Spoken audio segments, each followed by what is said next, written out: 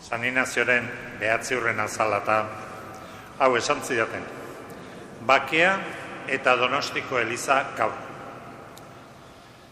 Izenburu hori jaso nuenean, lehenengo, iraganera joan zitzaidan ere begira da. Indarkeri egoera haietan, Gipuzkoako Elizak eskaini zuen hainbat eta hainbat gogoeta. Bakearen inguruan egindako hausnarketa guztiak, eta han ikasteko eman zitzaigun aukera. Gogoeta guzti hortan, irakaspen sozialean diogun hainbat oinarri ere gureganatzen joan ginen.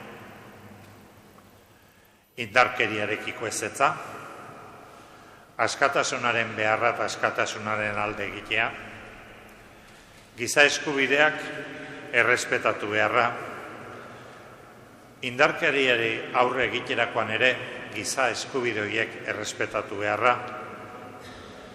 bakea eraikitzen joateko elkarrizketaren beharra, zuzentasunean, justizian, oinarritutako bakea izan behar zuela.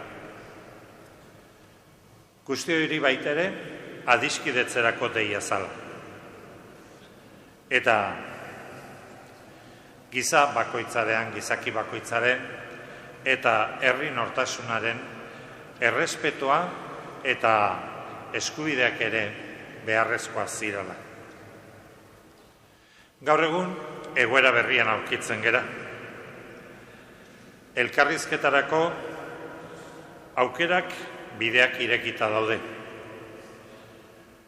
Hor dago aukera, batzutan tirabirak sortzen baldin badira ere, baina aukera hori irekita dago.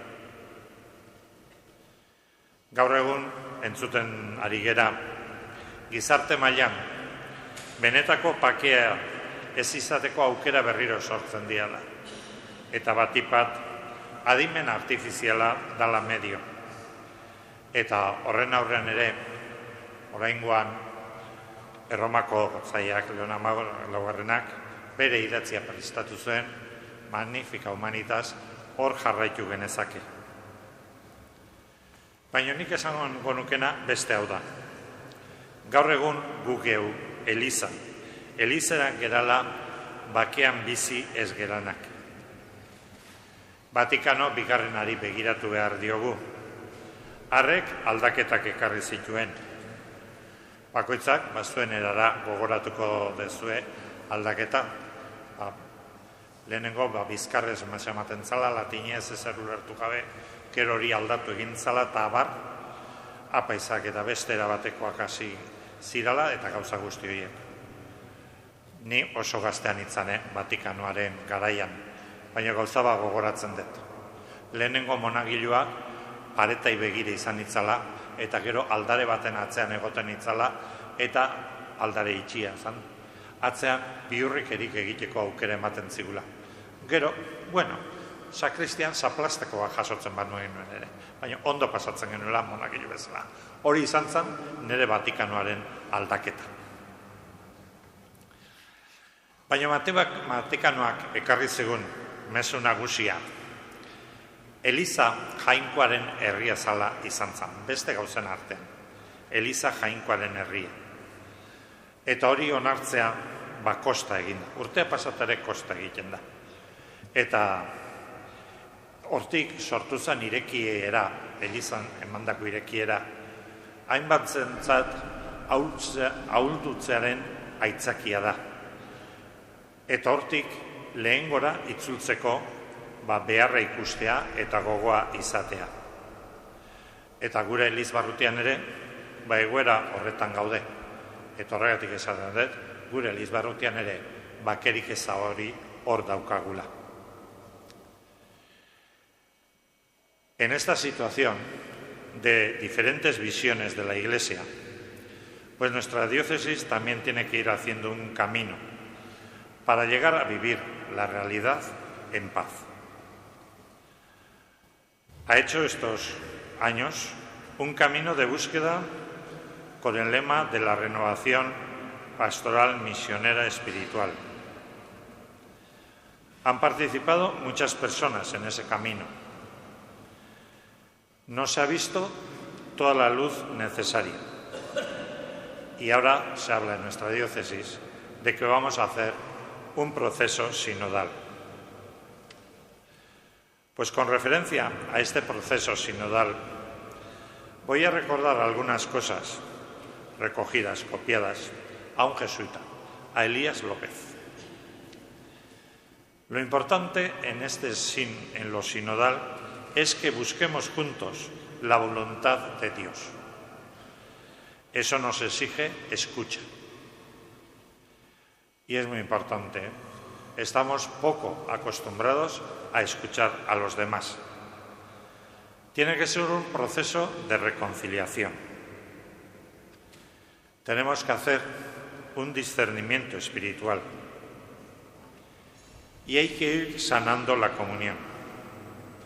Eso que decimos, que no es que todos seamos iguales, no quiere decir uniformidad y tampoco quiere decir que no tengamos tensiones, tendremos tensiones, pero el ser capaces de vivir todo eso en comunión. Tendremos que ir creando espacios de libertad. Y por eso en todo ello lo importante es el proceso, poner el proceso en marcha.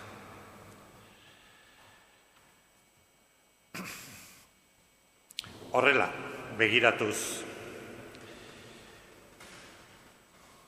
guztio jaso degun mezu horiekin, gure bide hori egin nahi balin badegu, berriro ere Elizaren irakaspen sozialak argitu egingo digu bidea. Gogoan izan beharko dugu. Gure Elizbarrutian, sinodoerako Eliza egin nahi balin badegu, hainbat gauza kontutan hartu beharko ditugu. Lehenengo onartu sinodo erako bidea egitea. Elkarrekin bidea egitea. Elkarrekin bereizmena egitea. Bigarrenik, bataiotu guztiok degun duintasuna onartzea. Keloro geranok, egin beharko degun ahalegin berezia. Gure Eliz barrutiko bataiatu guztiak ez dirala bigarren mailakoak, baizik, denok gerala berdinak bataio horretan. Bide horretan ikasi beharko dugu gutxiengoen eskubideak ere errespetatzen. Bide bat egiten degunean, elkarrekin egiten degunean, gehiengoak hau pentsatu dugu eta horrek ez digu lagunduko benetako elkartasuna egiten. Txikia direnak, parroki txikia direnak ere, lekua beharko dute egiten dugun bide honetan. Horregatik, bide horrek denon onerako beharko du izan. Eta haulenak, txikia direnak, ez ditugu baztertu eta bide bazterrean utzi beharko. Horrela, elkarrekin egiten degunean, erantzunkizuduna etorriko da.